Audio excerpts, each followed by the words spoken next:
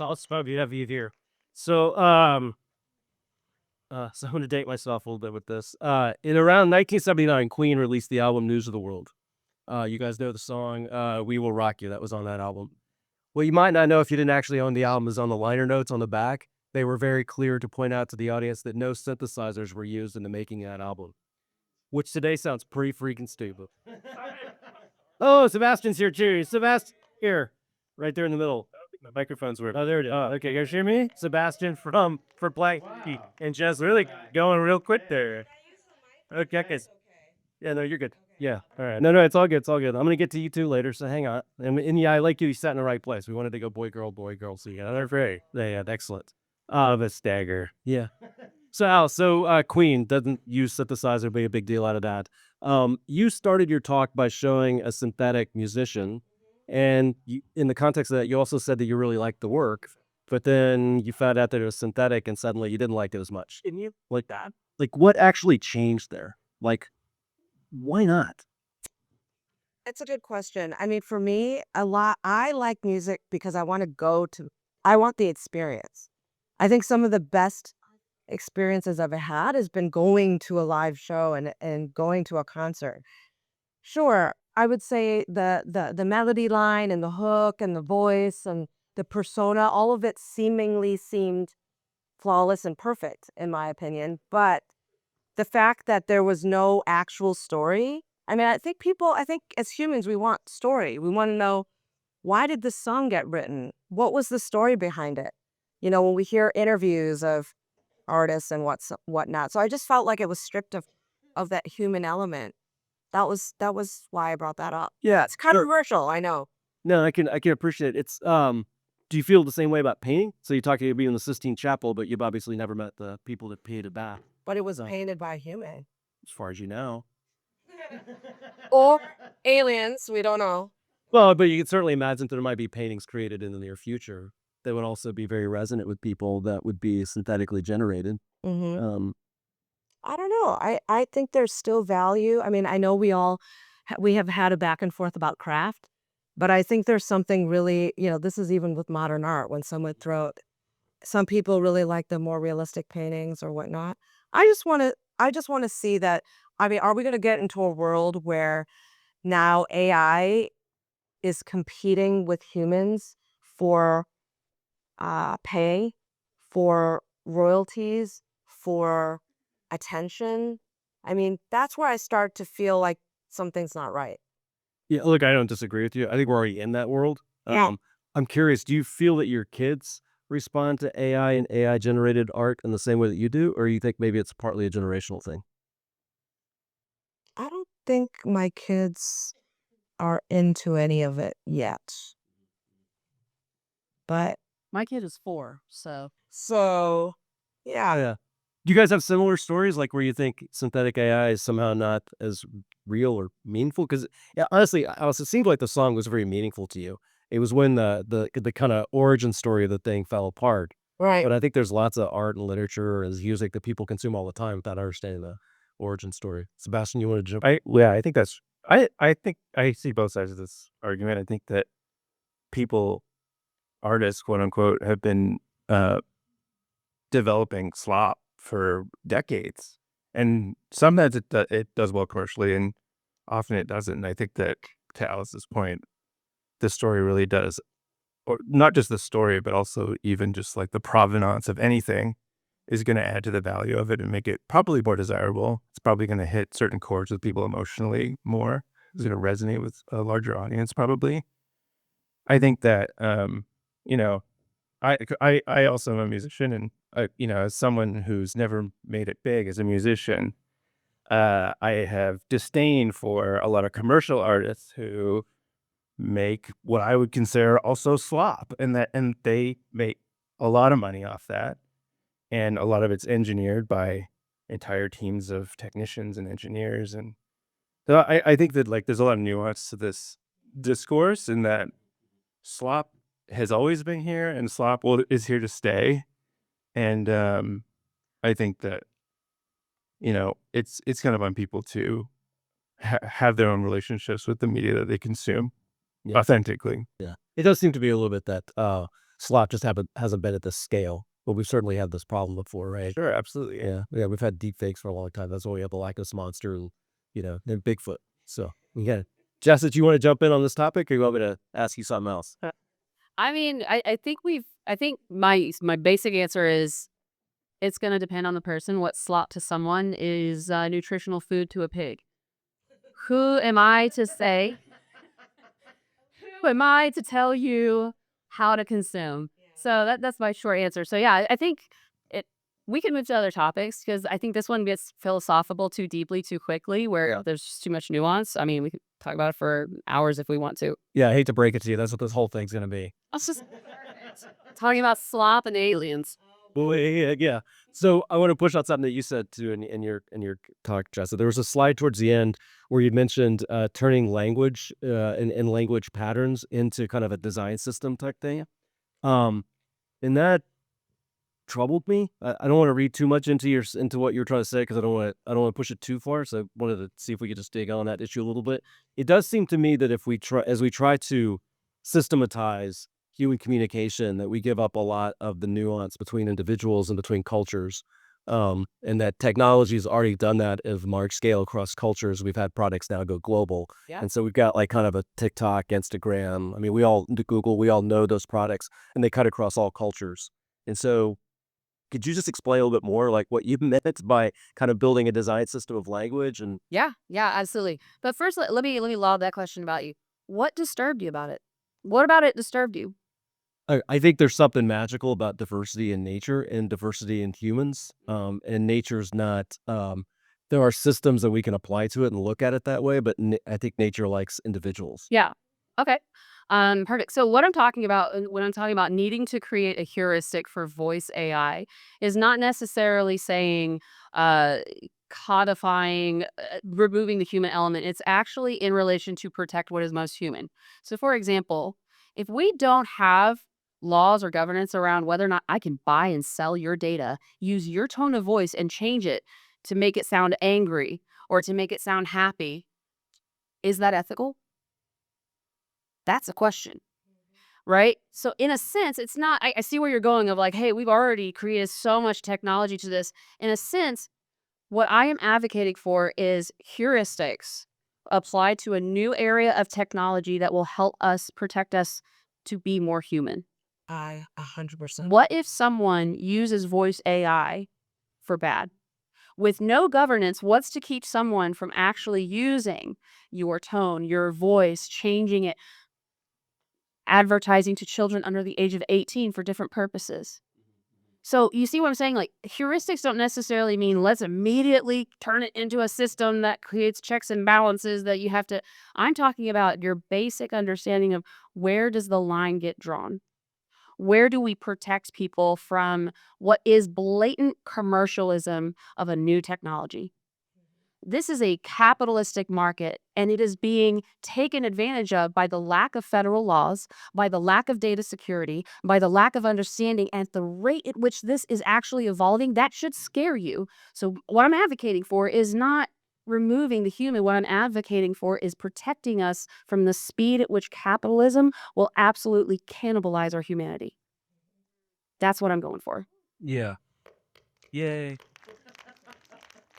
I don't disagree with you at all. I'm very Pessimistic. But There are it would be easy to create too many checks and balances where it's too rigid.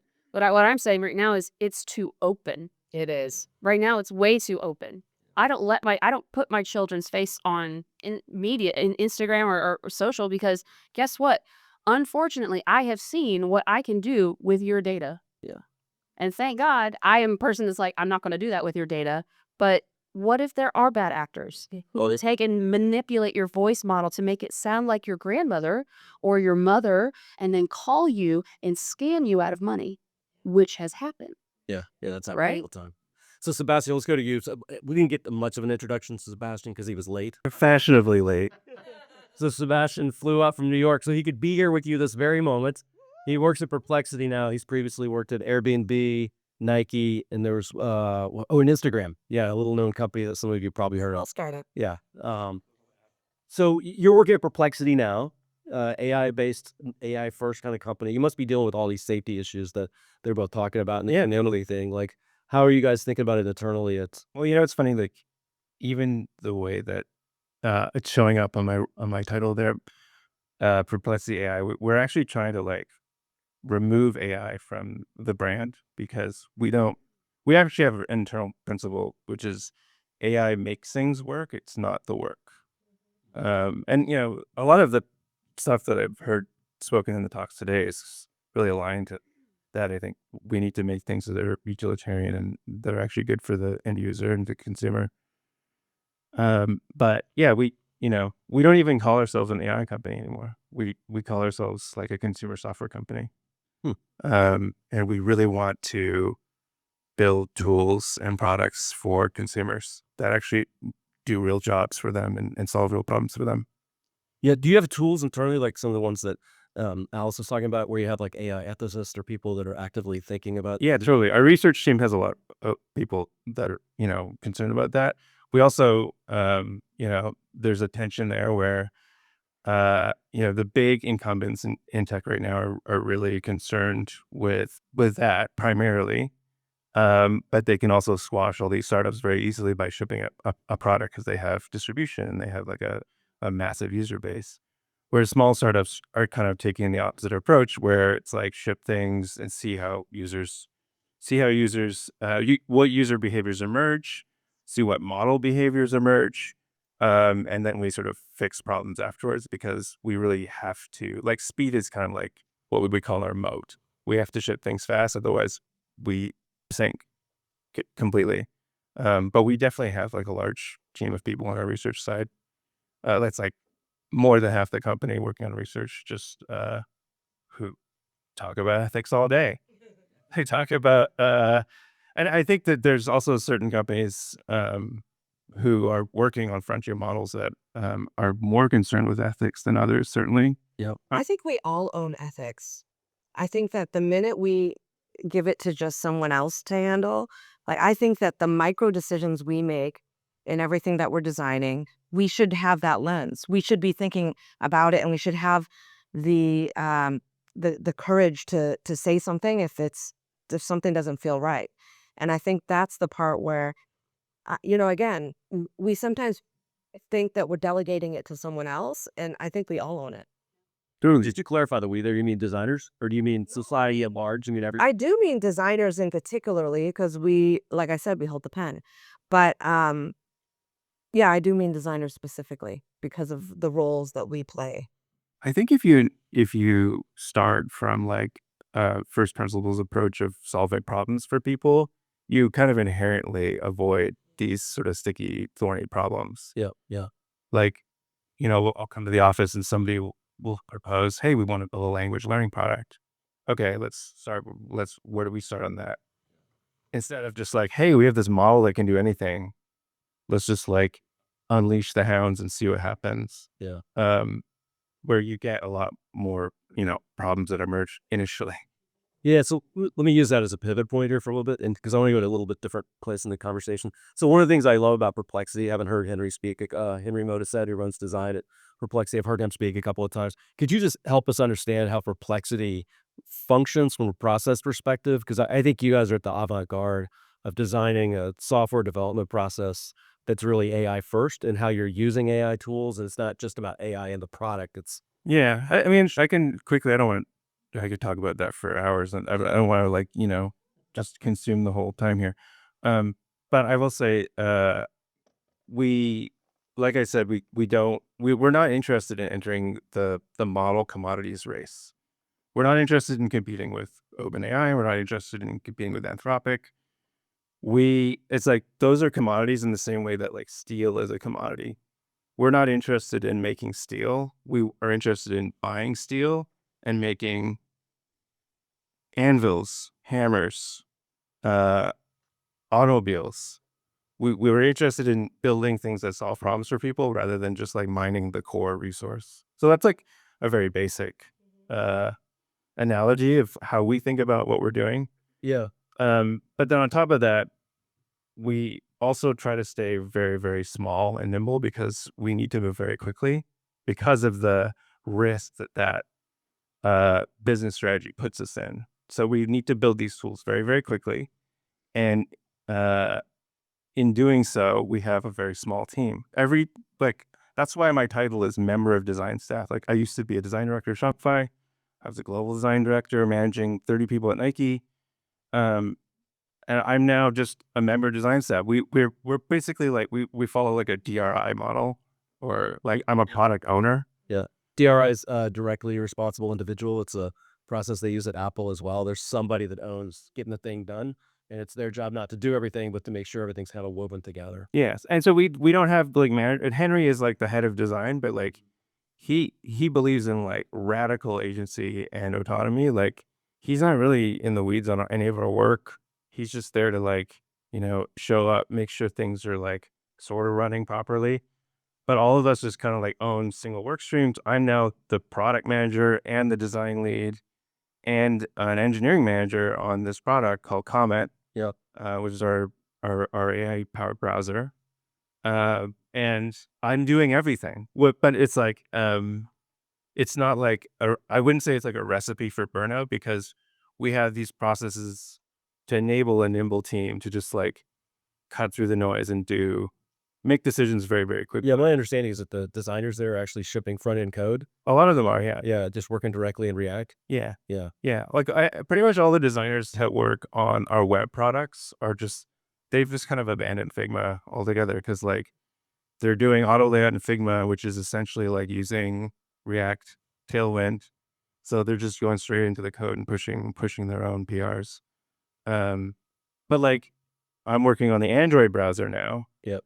And like, I can't even vibe code into the Android because it's like a combination of C++ and web and Android Compose, and like it's a hot mess of 4 different languages. And I actually asked Claude Code to see if it could help me. It was like, will you just pay grade?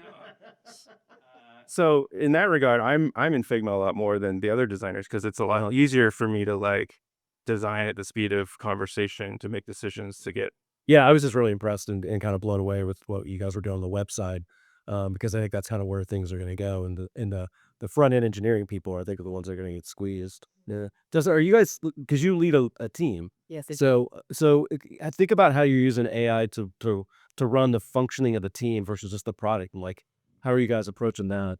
So I'm taking more of a structural approach. Just when you have a design team that has varying levels of skill set and varying levels of infrastructure that supports, the latest and the newest and the shiny technology can easily disrupt your team and cause more problems than not if you are not intentional about what is systematized versus what is at the mercy of other people. So we have a very open and very generous AI policy. In fact, I use AI every day.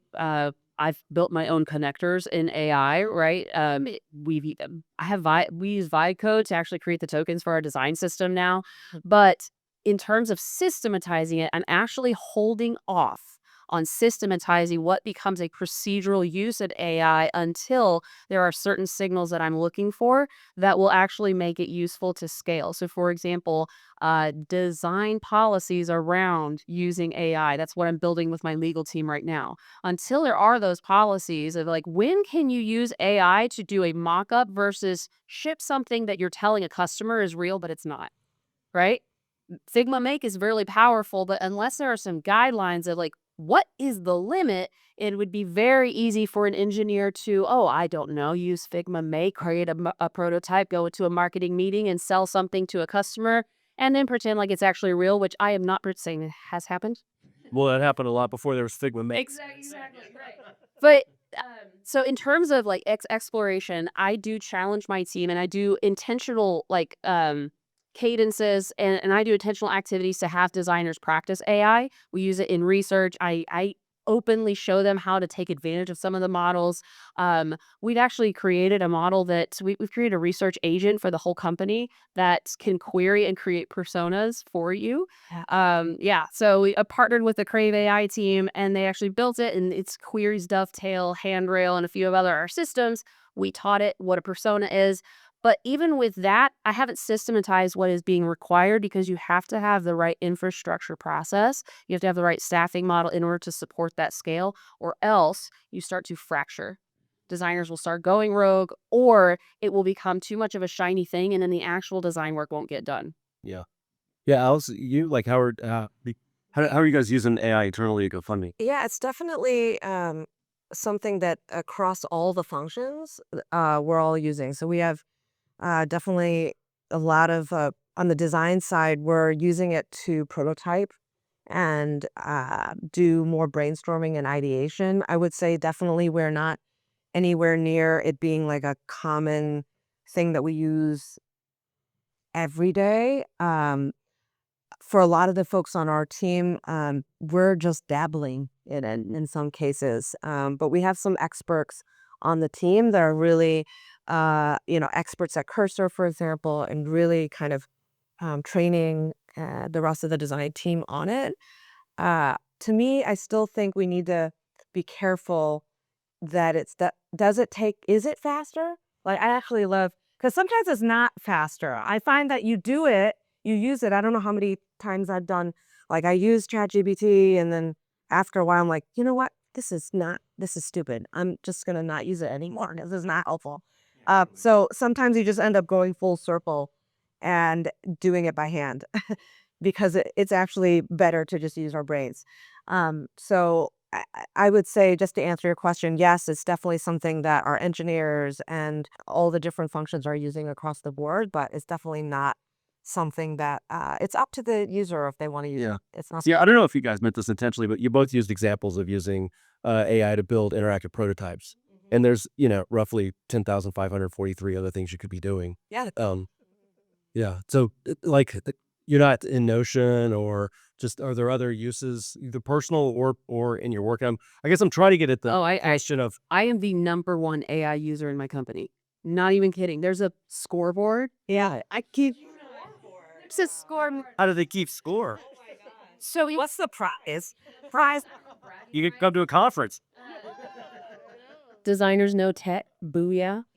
I think actually Meta just announced that they're going to use AI usage on their performance reviews. So yeah. And they're quantifying that now. So to add to that is like it is really easy for a company to like, oh, it's the shiniest new thing. But here's the thing. Designers could use it, but should they? I can do it, but should I? Will it replace a fundamental piece of design training that I actually need you to learn so that you can gut check an AI output? There's that. But then also, until there's actually a standard in our job codes and a career ladder that says, I expect a level 5 designer to have some literacy of this type of AI or whatnot, it's not fair for me to start systematizing it for designers and saying, it's actually, I expect you to learn it. Because that's not fair.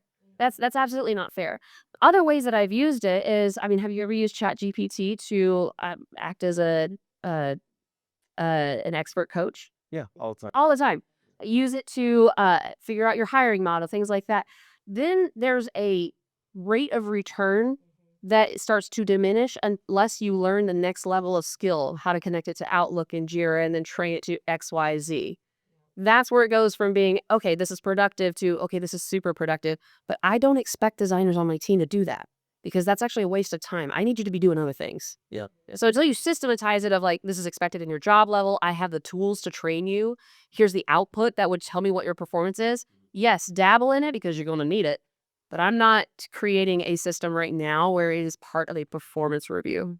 So do you guys feel that the throttle on AI adoption is technology, or it's culture and learning and stuff? Yeah. That kind of, yeah. Yeah. So when you hear these stories about the explosion of AI, you look at all the investment in data centers, all the rest of that stuff. Does that feel like hype and bubble to you guys, or is it, or I think there's definitely hype and a bubble to it, yeah. But also, it's on people to figure out how these things can actually help them too. Because it can help you. It can't help everyone. It can't help you do everything. But the people I work with and myself, like, it definitely does things that save me time. Yeah. It's like taking all the tedious things out of our daily lives and allowing us maybe to do more strategic work. So it's definitely, again, there's lots of different uses, but there is that learning curve. And because there are so many different versions of everything, like that's also now a lot of cognitive load. Which tool is best? Yeah, now we're using it. Is this a waste of my time? Who's going to vet it? What's our criteria for vetting it? Yeah, exactly. The thing I've told my team and how I've like explained it and sort of made it safe for my team. The point of robotics, and AI is just a robotics, by the way, it's just another form of robotics. The point of robotics is not to replace people with robots, but it's to take the robot out of the human so that we can be more human. Yeah. That's the point. So you should be using AI to automate the things that make you robotic so that what I'm paying you for to be human, you can do more of that. Problem solving on a level that AI cannot do. AI is not going to be able to walk into a room full of 6 CIOs and be able to facilitate a design thinking session at the drop of a hat because they know it's needed. Those are the types of things. Free up yourself and use it to your advantage so you can be more human. That's why AI will not ever truly replace design. Burns. That's a nice servant. I don't know. Let's see. Right there. I don't know. I approach this whole thing with just kind of open wonder. Yeah. Like we'll see what's gonna happen. Yeah. I'm sort of curious, like when you guys think about AI kind of as a thing, as a concept, like you were suggesting you think of it as a robot. Is there like a visual image that comes to mind? And like I'm sort of curious like how people conceptualize this thing that's completely virtual. I think automated like robot is like a good term, but I think automating things is like another term. The thing I'm working on right now, which is our mobile browser, it's actually releasing tomorrow on Android. Yeah, that's the reason why I could not be here yesterday. I was at like a run of show meeting. But one thing that it does that I'm really excited about, and this is not an ad, I'm actually legitimately excited about this, is browsing the web on your phone is actually pretty tedious. There's a lot of like hunting and pecking. There's a lot of like, if you ever have to fill out like an airline check-in on your mobile browser, it's like a nightmare. Yeah, right. And so like if you could just tell your phone to check you in and it does that for you. Yeah. So you can spend less time walking down the street, like tippy tapping or as you're running to the airport. You can just tell it to check me in and then you can put your phone in your pocket and it just does it for you. Like to me, that is like an amazing future where I don't have to be bothered by the tedium anymore. So again, if we sort of anthropomorphize that or however you want to put it, like you're kind of seeing AI as like an assistant, like an admin. Is there this thing? Yeah. Yeah. I think people forget that the A in AI stands for artificial. It's not real. Okay, it's not real.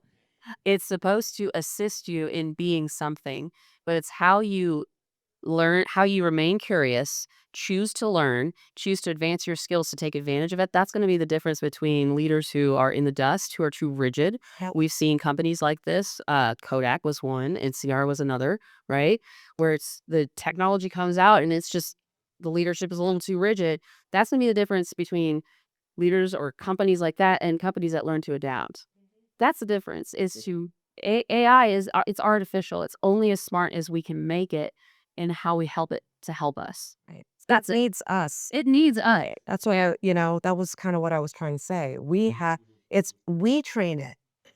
So like, why are we giving it so much credit? I think maybe we're giving it a little bit too much credit. Well, same thing's true, like for lots of technologies, right? It's like cars need us too, but it turns out we need cars. Like it don't get into this very kind of dangerous, parasympathetic relationship with it.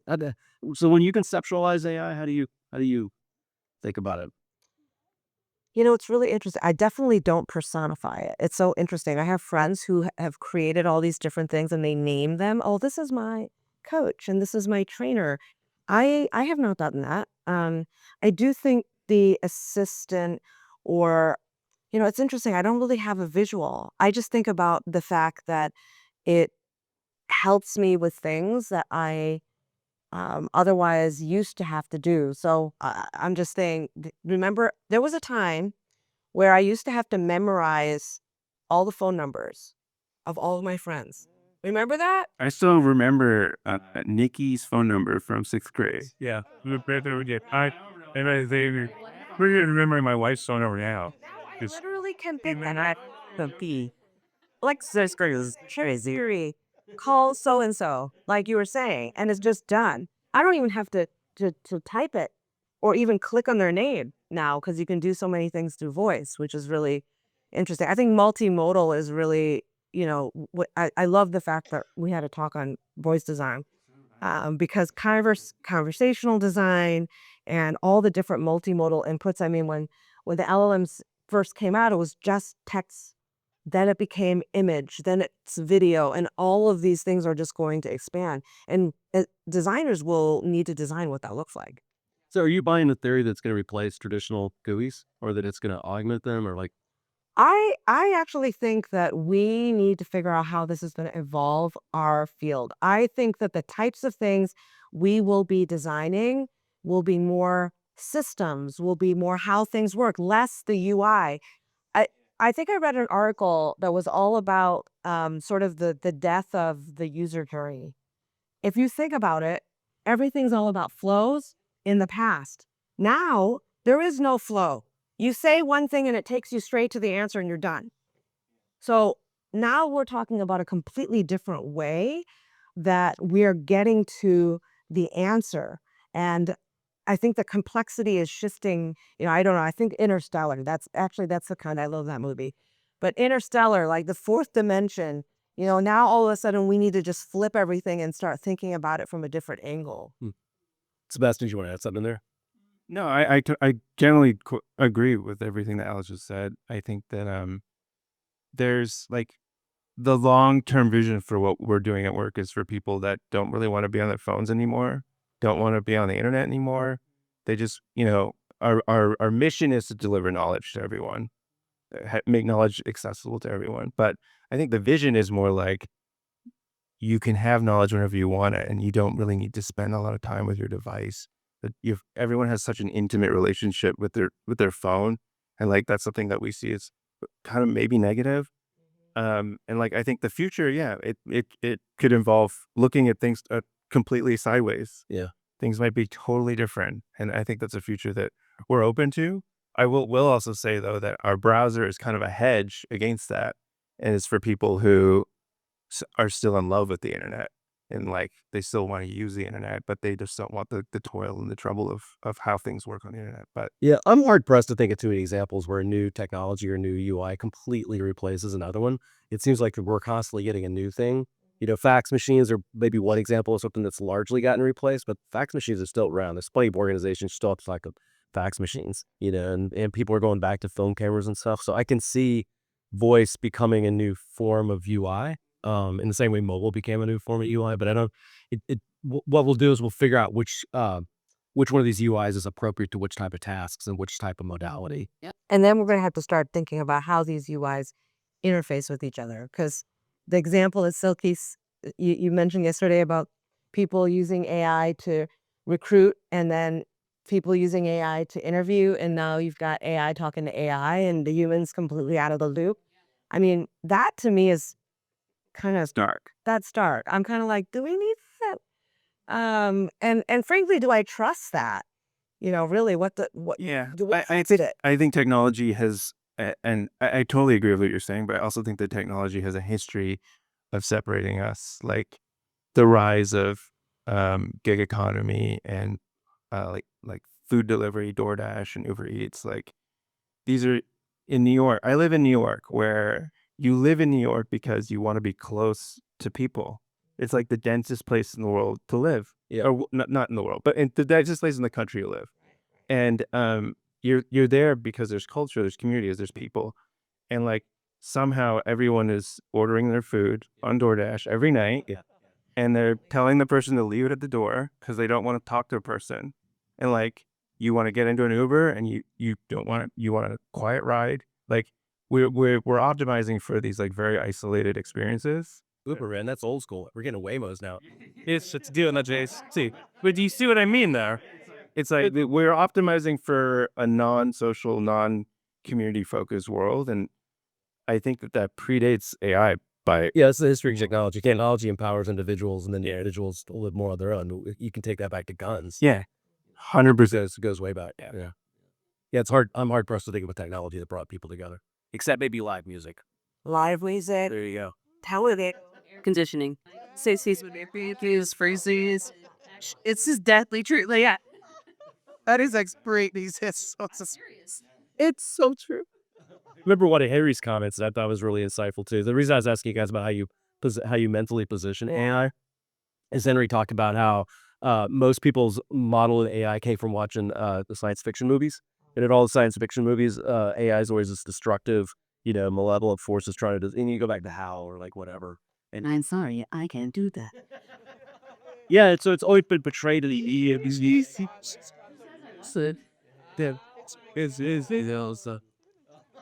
I know. What's that? You're the only one in the room that got that. And so he's talking about how everybody just has a very negative view of AI and they think about it as this malevolent force. And so we're like trying to socially kind of unwind that. Well, yeah, I mean, I think that cynicism is also good and healthy. People should be afraid of things that they don't understand, I think. But I think it's on us as the people who work in this industry and this discipline to like earn the trust of people and to make good choices. So I was going to ask you guys at the beginning, but we're going to go to audience Q&A here in just a second. But I'm going to ask you here at the end, like on a scale of 1 to 5, where 1 is like the most horrible technology ever invented ever by mankind. It's going to destroy us all. At 5 day, it's the golden era and things are going to be wonderful. And I know it's a very coarse scale, so you can use up to 2 decimal points for your rating. Where do you guys personally go from the cynicism, pessimistic thing at 1, and then the optimistic, it's all going to be great at 5? Jesse, you want to? For any technology, for Yeah, for AI. I was about to say, wow. Yeah. That scale is going to look different in 5 years and then different in 10 years. Is going right now, it's on a 4. Ooh, it's so great. That's how you feel? No. Okay, that's not. That was my question. I'm just trying to figure out. for- Just trying to figure out like where you guys feel personally. Personally, I'm at a 2. Too. Well, okay. Name one federal law that dictates how companies can or cannot monetize the data that they are gathering on you. Yeah. So you're seeing it through a cultural lens. I'm seeing it through a cultural lens, and I'm seeing it what has happened when unfederated access to things is given to people with no guardrails. Think of other systems that have had that. I mean, you use guns as an example. There are other internet. But what happens when there's always a group? There's always bad actors, but as a whole, why is it that the Odyssey and any sci-fi movie, the future has always been bleak? Why is that? Yeah. It's horrible. It's because horrible. I know it's because of human nature in a sense. It's also because it's a really good storytelling, right? You need a villain. But right now, I think unchecked without putting in some of these policies or talking about the ethics or even codifying, and I know you're squirrely about heuristics about this, but without doing that work and looking at what needs to be protected, if that continues, Yeah. my rating is going to fall to a 1. Okay. I mean, you'll see me in the woods. Yeah. Solar. That's it. I'm kind of right in the middle. I think things are just so early still that it's like really, I have a hard time making any kind of snap judgments about our future with this technology. Things are so early. Everything's changing like every week. People's opinions change every week. The way people use this technology changes every week. There's always going to be bad actors. Yeah, so I'm like right in the middle. I'm a little bit like, what is the middle? Out of 5, I'm like a 2.5. Okay. 2.50. 0.5. Okay. Yeah. And 5 series. 2. You can use 2 decimal points. Alice, where are you? So my answer is actually that it's not the technology I should be rating. It should be the people that are using it. I think ultimately, the atomic bomb, all of these things were built by humans. So really it comes back to who's operating it. Are they good or do they have malintent? And so that's why, I wanted to share the message, and that's why I started AI Design for Good, because we need more of the good guys to be doing something with this technology. And that's the only way we can fight. We can't control what other people are going to use it for. So that's the point of what I wanted to share. So my rating is probably I'd say, a 2.5, 2 to 2.5. And I would say it's because there's a lot of bad people out there that are really just trying to make money. And they don't care if they put a device in the hands of children and essentially, without their consent, mine their data to use for capitalism. So, to me, how do we figure out how to solve that problem? Yeah. Because it's not the technology itself. Because the AI does not have an ethical, moral code. Like it can't make those decisions. It's the people. So that's Yeah, just to go on record. So the technology I'd rated 3.79. Like I'm slightly optimistic, but it's socially, I'm like a 1.32. Like it's just going to be a mess. So yes. Yeah. I think it's going to be a mess if we allow the conversation to continue like this without taking a stand. Every person in this room has now heard this conversation and is now aware of the ramifications and the future that faces us. What are you going to do about it? That's the question. I think that also there's like, I see a lot of people that have problems with the ethical ramifications or the impact, and they abstain. They don't want to take part in the conversation, or even they don't want to take part in the work. And I think that like the opposite, if you actually believe that there's a risk here, that you should actually be inspired to like get involved okay. Yeah. and like take part in the discourse at least, or try to shape the future to a vision that you believe in. Yep. Cool. So we're going to have to wrap up. But those are two great segues for my last comment here, which is, I've been in design for a long time, since like 1990. And when I started, you could maybe fill a room like this with all the designers in the entire freaking planet. And now we're just at like a nice conference here in Toronto. I used to think that design was a profession, but Peter Merholtz corrected me on that, because professions have standards and you have to get licenses and degrees and stuff. And then I sort of thought it was like a industry, and then maybe it was a function. And when I come to events like this, what I realize is that design is a community. And that's what makes design, I think, unique. Our counterparts in other parts of the organization, they don't come to conferences like this. They don't have these sorts of interactions, right? And the fact that you're all here today and you're spending your time doing this tells me that even though most of you are introverts, you are at your core people, because otherwise you'd be home watching TV. And it takes people with agency to create events like this. And so you said the conversation is going to end when we take a stand. So I would like you all take a stand as we end this conversation. Because I would like to thank the person who brought us all here today. Yes. That none of us would be here without this gentleman who's done this conference repeatedly. And again, like to have the vision to say, I need to get some people together because it's important. That's how these things come to be. So I'd like to debate,